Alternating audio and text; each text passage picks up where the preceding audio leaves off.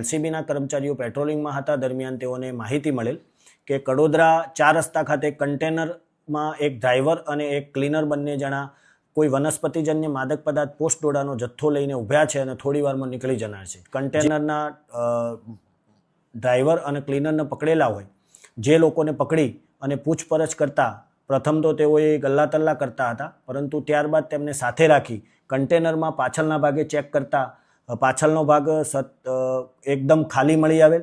ત્યારબાદ કન્ટેનરનું cabin check કરતા ડ્રાઈવરના કેબિનમાંથી કોઈ વસ્તુ મળી આવેલ નહીં, પણ ડ્રાઈવર સીટના પાછળના ભાગે એક ગુપ્ત ખાનું બનાવેલું હતું કન્ટેનરના અને ડ્રાઈવરના કેબિનના વચ્ચે.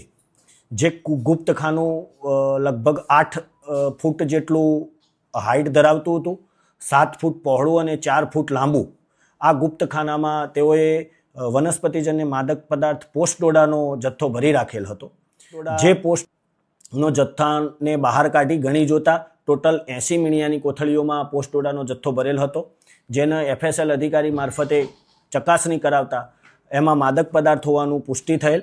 ત્યારબાદ તેનું વજન કરતાં 1034.435 કિલોગ્રામ માદક પદાર્થ પોસ્ટ ડોડાનો જથ્થો મળી આવેલ, જેની કિંમત 1,55,16,000 થાય છે.